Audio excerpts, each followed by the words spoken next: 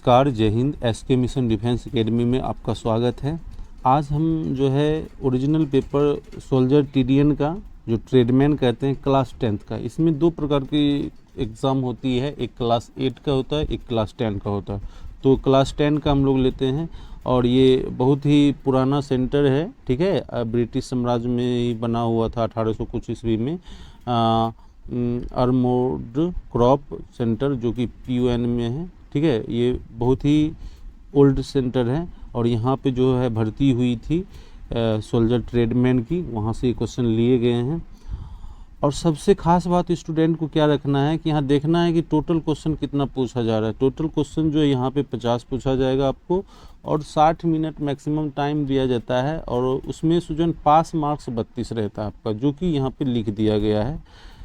यहाँ pass marks जो है आपको 32 रहता है, यानी पास मार्क्स का मतलब हुआ कि यदि आप इस एग्ज़ाम में 32 नंबर ला लेते हैं तो आप पास कर गए। मतलब 16 क्वेश्चन आपको सही करना है, प्रत्येक क्वेश्चन 2 नंबर का रहता है और 32 मार्क्स लाने के लिए 16 क्वेश्चन को सही करना है निगेटिव काट के। और 60 मिनट का ड्यूरेशन रहता है, लेकिन एक्चुअल में 60 मिनट देता नहीं हम लोग को, इससे कम ही इस समय देता है और पेपर ले लेता है। मेन जो खास बात है, थोड़ा सा मैं बता रहा हूँ कि मेन खास बात है ये सेट। ये जो सेट है, इस सेट को देखने वाली बात है। यही सेट जो है बहुत सारा बच्चा को पेवेलियन लौटा देता है। मतलब आपका सेट यदि B है तो यदि ओमार सेंटर आपका है, ओमार सीट जो है आपके सेंटर पे दिया गया है, तो उसमें सेट का ऑप्शन रहता है, तो वो B ही डालना आपको। यदि A मिला तो A डालना, ये चीज़ को दिमाग में रखना है। तो आज बहुत ही अच्छा क्वेश्चन होने वाला है और हम लोग जितने भी वीडियो देख रहे हैं, हमसे जो भी पढ़ रहे हैं, वो विद्यार्थी ये देखेंगे कि सर के पढ़ाया हुआ, सर के बोला हुआ बात सेट में रहता है कि यूं ही रहता है। मेरा बहुत ही लिमिट स्टूडेंट है, मेरा अपना स्टूडेंट खास स्टूडेंट है, मैं उसके लिए ही वीडियो बनाते हैं। जो भी वीडियो देख रहे हैं, जो नए स्टूडेंट हैं, वो वीडियो को लाइक करें, शेयर करें, सब्सक्राइब करें और मेरे से जुड़ें। मैं सभी को एक ही मकसद मेरा है कि आप लोग को सफलता मिल जाए, मैं इसी काम में लगे रहते हैं। और ये मेरा फ्री चैनल है, इसमें कोई आप लोग को पेमेंट देने की कोई बात नहीं है, ठीक है। तो चलते हैं बिना किसी देर किए हुए क्वेश्चन पे। पहला क्वेश्चन इसका है, ठीक है। पहला क्वेश्चन है आपका कि प्लासी का युद्ध किस नदी के तट पर लड़ा गया है। A यमुना नदी, B गंगा नदी, C भागीरथी नदी और D सतलज नदी। ये क्वेश्चन आपको देखना है मेरे सेट में, तो वीडियो मेरा सेकेंड वीडियो देखिए, उसी में ये क्वेश्चन है। तो इसका राइट आंसर क्या होगा? इसका राइट आंसर होगा ऑप्शन नंबर C भागीरथी नदी। प्लासी का युद्ध जो है 23 जून 1757 ईस्वी में हुआ था भागीरथी नदी पर। और ये प्लासी है कहाँ पे? तो प्लासी जो है पश्चिम बंगाल में है, मुर्शिदाबाद से लगभग 22 मील दूर, ठीक है। और प्लासी की युद्ध ये भी पूछ लेता है कि प्लासी की युद्ध किसके किसके बीच लड़ा गया था। तो ईस्ट इंडिया कंपनी के जो है रॉबर्ट क्लाइव और नवाब सिराजुद्दौला के बीच में लड़ा गया था, जो कि नवाब सिराजुद्दौला की हार हुई थी इसमें, और ईस्ट इंडिया कंपनी के जो है रॉबर्ट क्लाइव, उसका जीत हुई थी। ये ब्रिटिश के द्वारा लड़ा गया था। तो ये क्वेश्चन बहुत ही इम्पोर्टेंट हो जाता है, आपको पूछ भी देगा किसके किसके बीच लड़ा है, ये इम्पोर्टेंट है। दूसरी पूछ देगा कब हुआ था, तो ये चीज़ को आपको दिमाग में बैठा के रखना है। तो आप एक काम कीजिए कि आपको बताना है कि सतलज नदी पर कौन सा शहर बसा हुआ है और यमुना नदी पर कौन सा शहर बसा हुआ। मैं एक क्वेश्चन बता रहा हूँ आपको कि भागीरथी नदी पर जो है या हुगली नदी पर कोलकाता बसा हुआ है, ठीक है। तो आपको बताना यमुना नदी पर कौन कौन सा शहर बसा हुआ है, सतलज नदी पर कौन कौन सा शहर बसा हुआ है और गंगा नदी पे कौन कौन सा शहर बचा हुआ। प्लीज़ कमेंट करें। कमेंट यदि कर रहे हैं तो मुझे लग रहा है कि आप जो है ना सिंसियर हैं पढ़ने में, ऐसे लेजी नहीं रहिए, कमेंट जरूर करिए।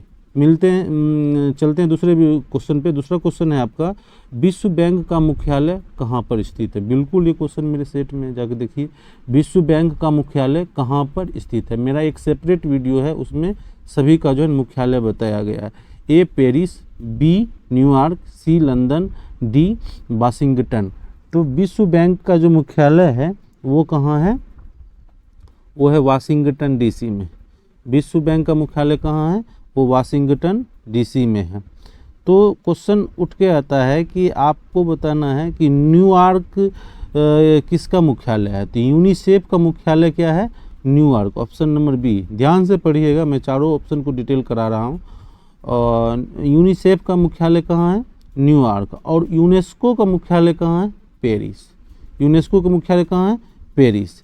इस तरह से आपको क्वेश्चन को याद रखना है। चलते हैं क्वेश्चन नंबर 3 पे। क्वेश्चन नंबर 3 है आपका कि राज्यसभा के सदस्यों का कार्यकाल कितना होता है? बहुत अच्छा क्वेश्चन है, आप जाकर देख लीजिए, मेरे वीडियो में सारे में है, इसलिए वीडियो आप लोग बिल्कुल अंत तक देखिए। ए 6 साल, बी 4 साल, सी 3 साल, डी 5 साल। तो राज्यसभा का जो कार्यकाल होता है वो होता है 6 ईयर का, मतलब 6 साल का। ऑप्शन नंबर ए बिल्कुल राइट होता है। राज्यसभा का कार्यकाल 6 वर्ष का होता है। प्रत्येक 2 साल में, याद रखिएगा क्वेश्चन को, प्रत्येक 2 साल में 1/3 1/3 जो क्या होता है, ये सेवानिवृत्त होता है। और इसके एवज में दूसरा आता है, ये अस्थाई सदन है। ये कैसा सदन है? अस्थाई सदन है।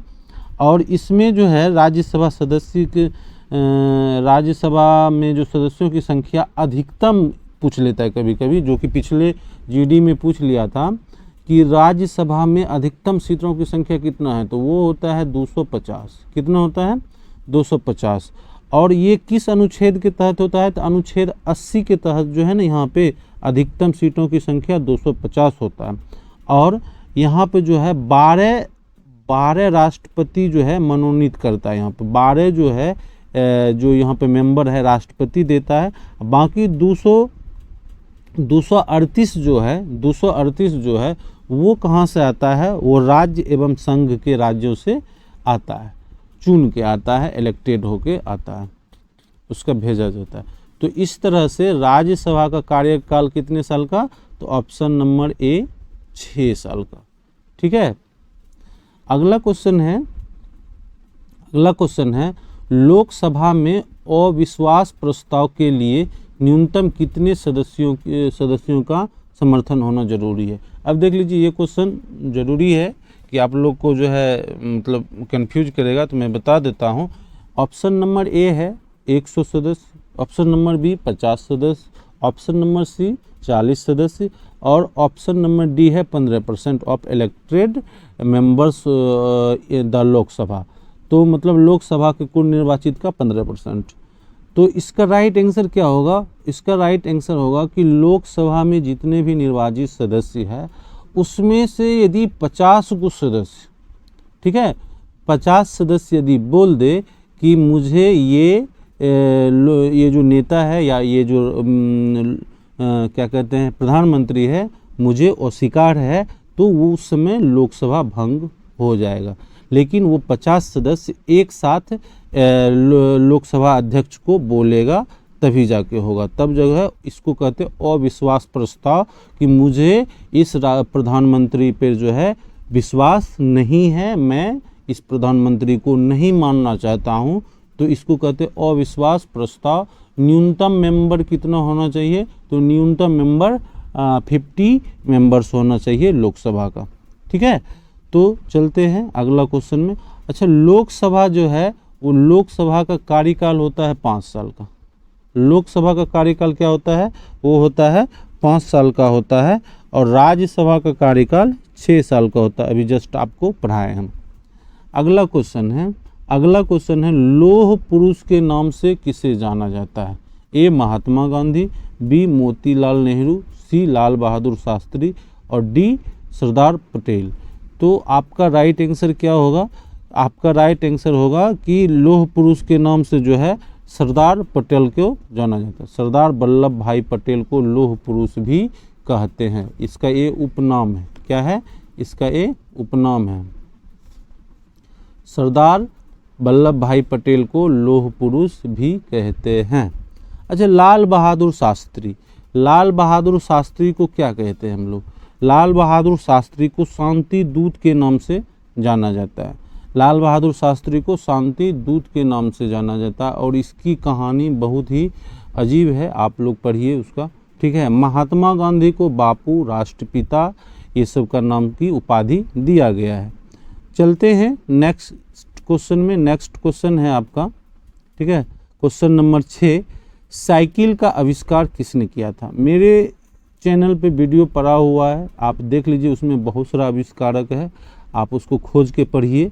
साइकिल का आविष्कार किसने किया था। ए फ्रैंकलिन, बी मैकमिलन, और सी जेम्स रीटी, और डी डनलप। तो इसका राइट आंसर क्या होगा। इसका राइट आंसर होगा ऑप्शन नंबर बी, मैकमिलन ने साइकिल का आविष्कार किया था। इसी तरह से बहुत सारा आविष्कारक है, उसको जाके आप, जैसे हवाई जहाज का आविष्कारक राइट बंधु है, इस तरह से बहुत सारा क्वेश्चन आपको कम से कम 10-20 को आविष्कारक का नाम आपको रखना है यार। अगला क्वेश्चन है, राज्यसभा के कितने सदस्य को राष्ट्रपति द्वारा मनोनीत किया जाता है। जस्ट अभी हम वहाँ पे डिस्कस कर दिए क्वेश्चन को कि राज्यसभा में जो है ना, राष्ट्रपति जो है 12 सदस्य को मनोनीत करता है। इस तरह से इसका राइट आंसर क्या हो जाएगा। इसका राइट आंसर हो जाएगा ऑप्शन नंबर डी, ठीक है। Option number D is right answer. Rajya Sabha में 12 सदस्य को मनोनीत करता है राष्ट्रपति, ठीक है। राज्यसभा कैसा सदन है। तो राज्यसभा अस्थाई सदन है, लोकसभा और अस्थाई सदन है। और संसद जो मिलके बनता है, 3 गो मिलके बनता है, राज्यसभा, लोकसभा और राष्ट्रपति मिलके बनता है। बहुत ही अच्छा क्वेश्चन है। चलते हैं अगला क्वेश्चन। अगला क्वेश्चन है कि अशोक के अंतिम युद्ध कौन सा किया, मतलब अंतिम युद्ध कौन सा लड़ा गया। बहुत अच्छा क्वेश्चन है, देख लीजिए। पानीपत का युद्ध, काली तट का युद्ध, कलिंग का युद्ध और प्लासी का युद्ध। तो इसका सबसे अच्छा उत्तर क्या हो सकता है। इसका उत्तर होगा ऑप्शन नंबर सी, कलिंग का युद्ध। अशोक जो है 261 बीसी में, ठीक है, 261 बीसी में जो है ये कलिंग का युद्ध लड़ा था। और इसमें बहुत सारा आदमी को जो है ना, ये मौत की घाट उतार दिया था, जो कि ज़्यादा ब्लड का उस समय यही समझ लीजिए कि दरिया बहा था। तो अशोक इस चीज़ को देखने के बाद उसने प्रण लिया कि अब मैं इसके बाद कोई युद्ध 1526 ईस्वी में हुआ था। अब किसके किसके बीच हुआ था ये भी जान लेते हैं। ये बीच वाला बात ना बिल्कुल याद रखिए आप लोग, किसके किसके बीच लड़ा गया ये बिल्कुल याद रखिए और कब हुआ था। तो पानीपत की प्रथम युद्ध बाबर और इब्राहिम लोदी के बीच लड़ा गया था, है ना। ऑप्शन नंबर ए, पानीपत का युद्ध जो है बाबर और इब्राहिम लोदी के बीच लड़ा गया था। बात कर लेते हैं काली कट का युद्ध। काली कट का युद्ध जो है 5 जून 1502 ईस्वी में लड़ा गया था। 5 जून 1502 ईस्वी में लड़ा गया था। और प्लासी का युद्ध अभी जस्ट आपको बताएं 23 जून 1757 ईस्वी को लड़ा गया था। पहला क्वेश्चन तो यही था आपका, तो इस तरह से आपको याद रखना। अगला जो क्वेश्चन है कि पर्वतीय स्थल नैनीताल, ठीक है, पर्वतीय स्थल नैनीताल किस राज्य में स्थित है। इस तरह की जो फेमस स्थल होता है ना, वो राज्य का या फिर देश का, वो याद रखा कीजिए आप। जैसे नैनीताल हो गया, उसके बाद आपको जम्मू कश्मीर में श्रीनगर हो गया। इस तरह से जो है ये सब चीज़ को आपको याद रखना है। तो इसका राइट आंसर क्या होगा। इसका राइट आंसर होगा ऑप्शन नंबर सी, उत्तराखंड। जो नैनीताल है वो किस राज्य में है, वो है उत्तराखंड में। इस तरह से जो है हम कुछ क्वेश्चन को जो ट्रेडमैन का था मैंने देखा। नेक्स्ट इसका जो क्वेश्चन है अगले वीडियो में बना देंगे, क्योंकि लंबा वीडियो बनाते हैं तो आप लोग देखते नहीं हैं, इसलिए नेक्स्ट क्वेश्चन जो अगले वीडियो में हम बना देंगे। तब तक के लिए वीडियो को एंजॉय कीजिए, लास्ट तक देखिए। जो नए स्टूडेंट है वीडियो को लाइक कीजिए, सब्सक्राइब कीजिए और शेयर भी कीजिए, ताकि अन्य लोगों को भी सुविधा मिले। मिलते हैं नेक्स्ट वीडियो में, तब तक के लिए जय हिंद।